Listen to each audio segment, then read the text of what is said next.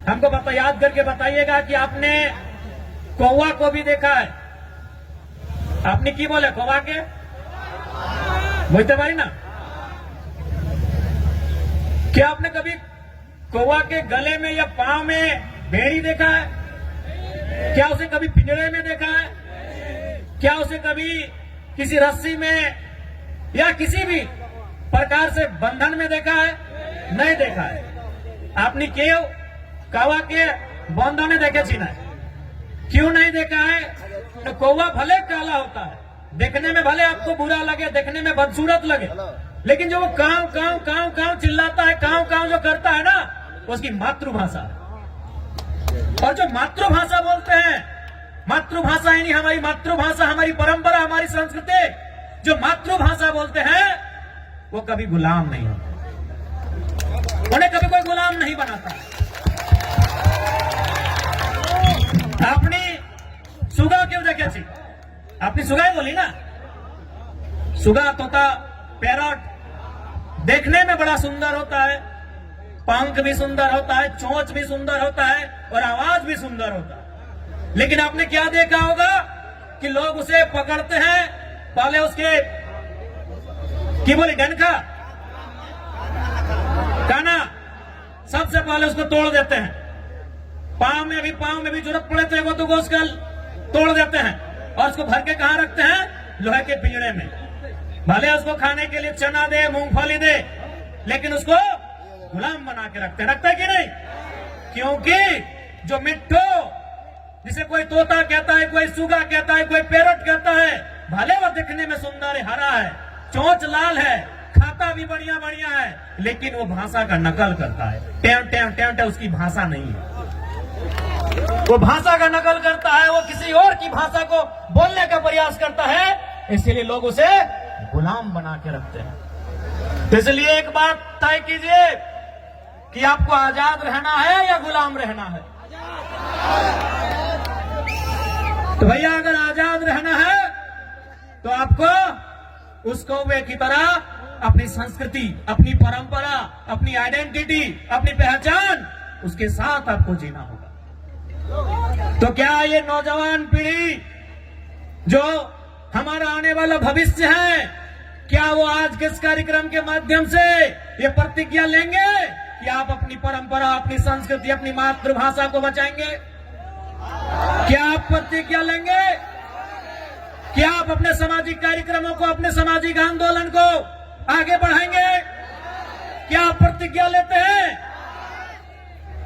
आज आपको ये प्रण लेना होगा, क्योंकि 21वीं सदी में हम जी रहे हैं। आज बहुत जल्दी हम लोग दिशा से हट जाते हैं, अपने रास्ते से भटक जाते हैं। इसलिए आज नौजवान पीढ़ी को विशेषकर आपको ये प्रण लेने की आवश्यकता है कि आज हमारी पहचान क्या है, हमारी परंपरा क्या है। उस पहचान को, उस परंपरा को, उस भाषा, उस संस्कृति की विरासत को, उसे सुरक्षित रखना है। आज हमें ये प्रण लेना होगा। ठीक है दादा, टुकु बसुन। नमस्कार नमस्कार। তুমি নিয়েছি নাই, আমি বুঝতে পারি তুমি বসুন।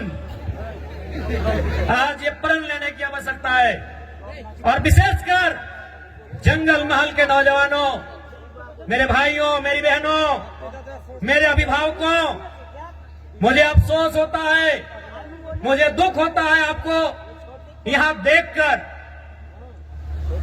दुख हमें झारखंड के लोगों को भी देखकर होता है, लेकिन आपके लिए दुख थोड़ा ज्यादा इसलिए होता है कि जैसा भी सही जमशेदपुर वालों को झारखंड मिला, सरायकेला वालों को झारखंड मिला, धनबाद वालों को झारखंड मिला, बोकारो वालों को झारखंड मिला, हजारीबाग गिरिडीह को झारखंड मिला, रामगढ़ को झारखंड मिला, रांची को झारखंड मिला, लेकिन झारखंड बनने का हकदार और झारखंड में शामिल होने का हकदार पुरुलिया, झारग्राम, बांकुड़ा के लोग भी रखते थे।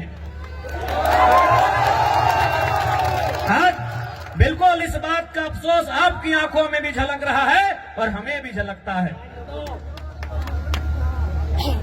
जो आंदोलन कोयलांचल में था, जो आंदोलन लोहांचल में था, कोयलांचल यानी हमारा जो कोलियरी कोयला का क्षेत्र है, धनबाद, बोकारो, गिरिडीह, हजारीबाग का हिस्सा, और लोहांचल यानी जमशेदपुर का क्षेत्र, वही आंदोलन आपके जंगल महल में भी था। जो त्याग कुलांचल वालों ने किया था, जो त्याग लोहांचल वालों ने किया था, वह त्याग जंगल महल वालों ने भी किया था। लेकिन आज कुलांचल वालों को, लोहांचल वालों को कहने के लिए झारखंड मिला, हालांकि अधिकार वहां भी उनको नहीं है। आज भी वहां उनको मजदूरी के लिए तरसना पड़ता है। उनकी जमीनों में कोयला, उनकी जमीनों में अभ्रक, उनकी जमीनों में लोहा, उनकी जमीनों में लगभग 80 प्रकार के मिनरल्स पाए गए हैं। लेकिन आज उन्हें नौकरी के लिए तरसना पड़ता है। लेकिन हाँ, उनके पास कहने के लिए है, हमारे काछे ए शब्द अच्छे कि हमरा झारखंड, हमरा पवाली झारखंड। लेकिन आपके पास वह भी कहने को नहीं है कि हमारे पूर्वजों ने, हमारे बाप दादा ने जो आंदोलन किया था, जो संघर्ष किया था, उसके बदले आप उस झारखंड का हिस्सा नहीं बन पाए। तो कहीं ना कहीं इसमें भी साजिश है, साजिश है, बहुत बड़ी साजिश है।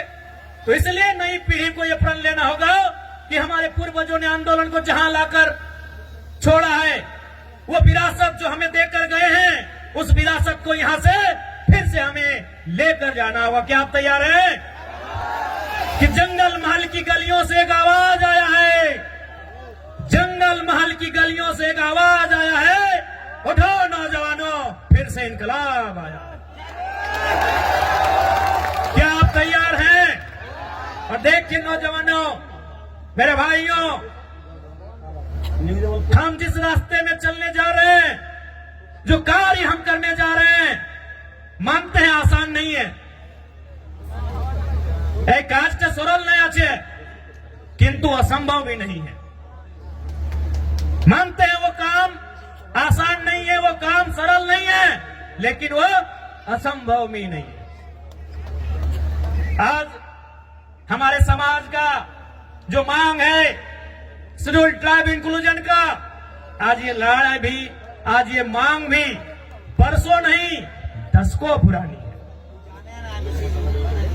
इसलिए एक बात हमेशा याद रखिए, आज चाहे सामाजिक आंदोलन हो या किसी प्रकार का आंदोलन हो, जो लोग अगुवाई कर रहे हैं, जो लोग लड़ रहे हैं, शायद वो कल नहीं होंगे, आज हम लोग भी कल नहीं होंगे, लेकिन आपका समाज, हमारा ये बृहद समाज जो हजारों लाखों साल पुरानी परंपरा और संस्कृति से परिपूर्ण है, वो समाज रहेगा। इसलिए आपको उस बागडोर को, उस विरासत को अपने हाथों में लेकर आगे बढ़ना है। मैं आप सभी से कहना चाहूंगा, और आज जब भी आप किसी आंदोलन के लिए जाते हैं, जब आप संघर्ष का रास्ता चुनते हैं, आपको त्याग करना पड़ता है। बिना त्याग का आपको मंजिल नहीं मिलेगा। आज आपको त्याग करना होगा। आप कहेंगे कि हमें भोग का रास्ता भी चुनना है, हमें ऐसो आराम का भी रास्ता चुनना है, और हमें मंजिल की ओर भी जाना है, हमें अपने सपनों को भी साकार करना है, तो संभव नहीं, आपको त्याग करना होगा।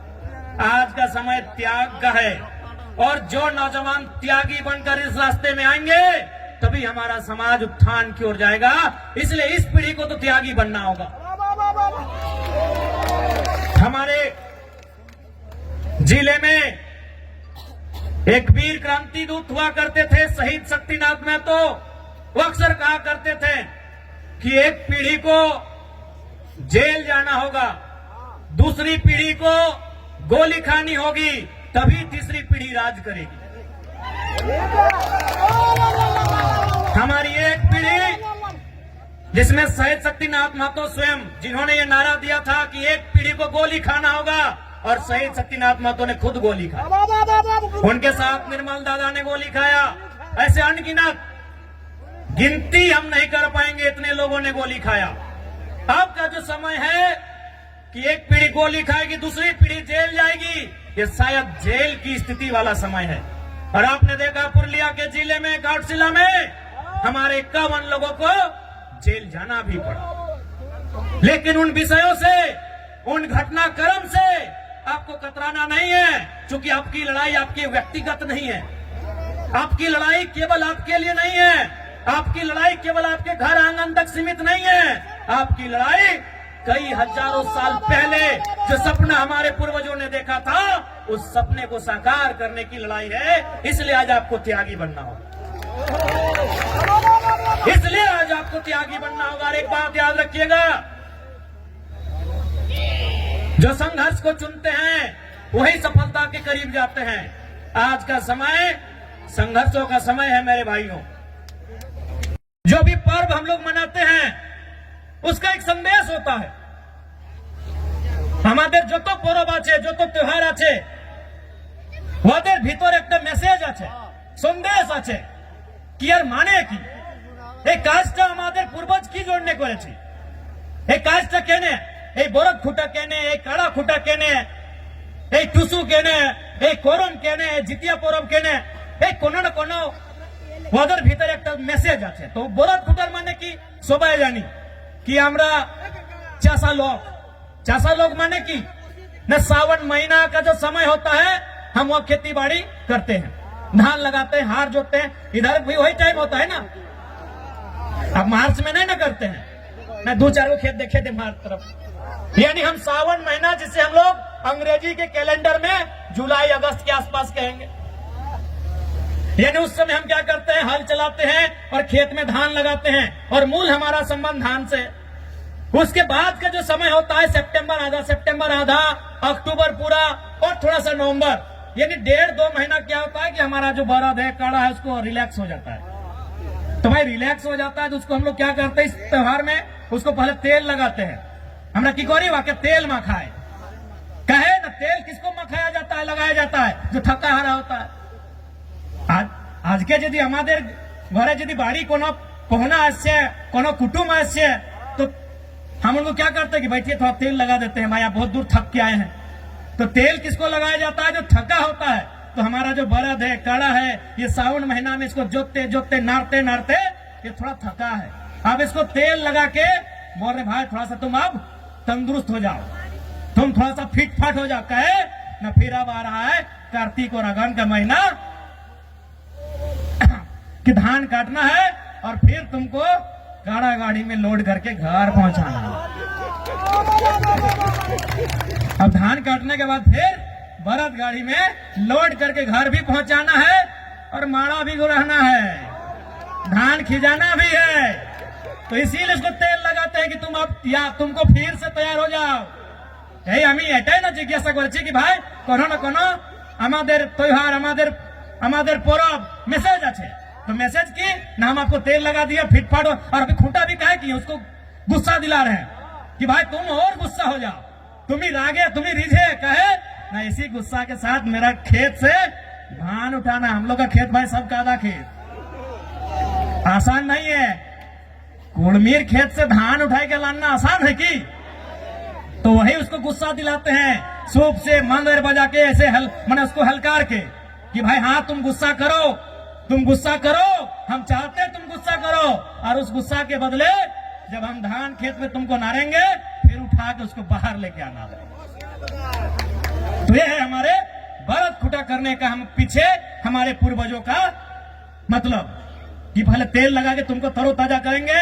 कहा कि सावन महीना के बाद तुम कुछ काम नहीं किया है, तुम आराम से घर में बैठा है, और सावन महीना के बाद हरा हरा घास मिलता है, और जितना बढ़िया बढ़िया खाना खाने पर थोड़ा आदमी आलसी हो जाता है, तो लोग भी आलसी हो गया थोड़ा।